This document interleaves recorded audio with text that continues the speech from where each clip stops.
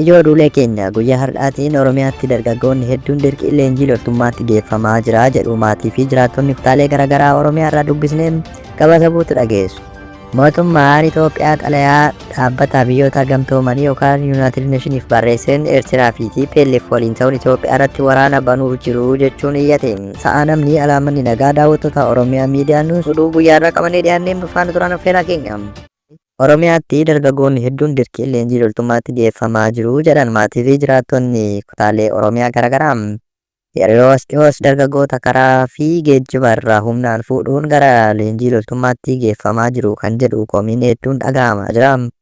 Hojjettoota mootummaa dabalatee dargaggoonni karaa irraa humnaan qabamanii gara bakka leenjii waraanaa geeffamuuf mankuusaa yookaan magaazana garaagaraa keessaa kaa'amanii akka jiran BBC'n gabaaseera.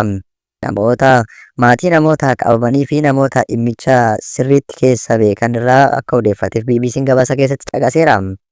Mootummaan Ameerikaas gabaasa baaseen Itoophiyaan dargaggoota umuriin hin geenye humnaan qabuun loltummaaf yookaan gargaarsa loltummaaf itti dhimma bahuu akka hin qabne gaafate ture. Ministeerri dhimma alaa US Itoophiyaatti humnaan nama bakka biraa geessu ilaalchisee gabaasa bara 2025 baasee mootummaan Itoophiyaa daa'imman seeraan ala leenjii loltummaaf yookaan deeggarsa loltummaa akka kennaniif leenjisuu dhaabuu akka qabu jechuun waamicha dhiyeessee ture. Naannolee Itoophiyaa keessaa Oromiyaatti dargaggoonni hedduun humna bakkee garaagaraa irraa qabamuun raayyaa ittisa biyyaa akka dabalaman yeroo garaagaraatti ni dhaga'ama. Badhaasaan maqaansaa kan jijjiirame godina Arsii Lixaatti hojjetaa mootummaa Hakiima Looniti.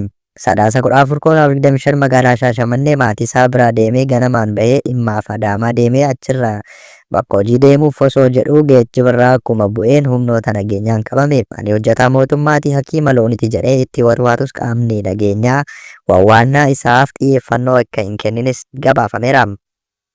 Wawwaannaa tokko malee qabamee achuma magaalaa Adaamaa keessatti kan argamu mankuusaa dargaggoonni kutaa Oromiyaa garaagaraa irraa dhufan keessatti walitti qabamanitti geeffame ture. Badhaasaan erga milishaaf poolisiin qabame booda osoo bilbila isaa harkaa hin fuudhiin fira isaa magaalaa Shaashamannee jiruuf ergaa gabaabaa barreessee magaalaa Adaamaatti humnoota nageenyaan to'atamee jira kan jedhu ture.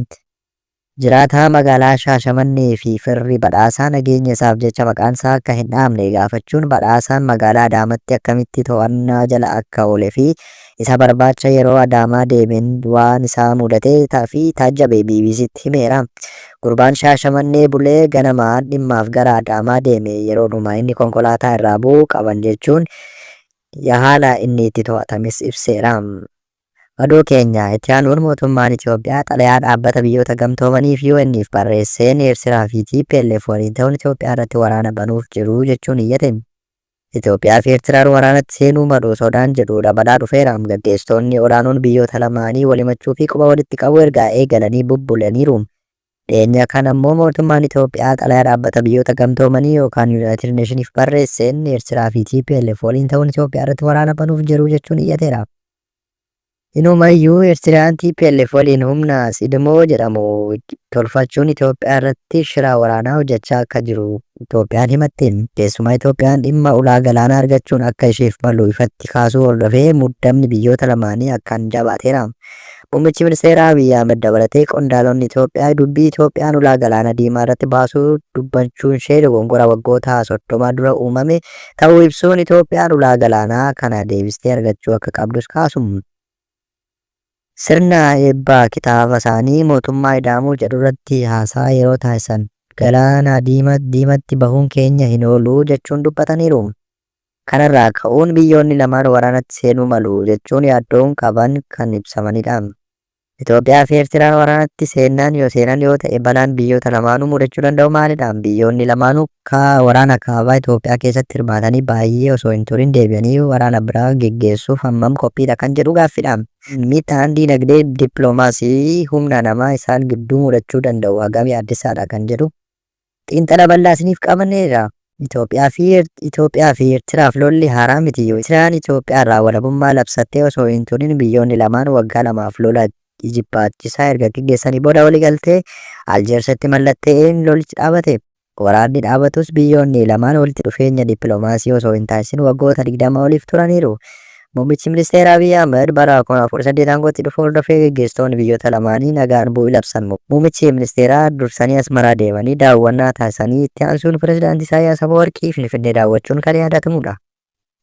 Daangaan banamee walitti dhufeenyi dippiloomaasii tolfamee numayyuu bara 2020tti lola kaaba Itoophiyaatti mootummaa Itoophiyaa fi TPLF dabalatee Eertiraanuu hirmaattee mootummaa Itoophiyaa gargaaruun humnoota Tigraay loltee lolli waggaa lamaaf kaaba Itoophiyaatti lubbuu kumaatamaa galaafate. Waliigaltee Piritooriyaan dhumate. Waliigaltee Piritooriyaa booda walitti dhufeenyi Itoophiyaa fi Eertiraa qilleensuu gidduu hin galle ture. Laaffachaa deemee yeroo gabaabaa keessatti gara muddamaatti jijjiirameera. Itoophiyaan gaaffii ulaa galaanaa diimatti bahuu ifatti kaasuun muddama duraanuu ture hammeesseera jechuun gabaafame.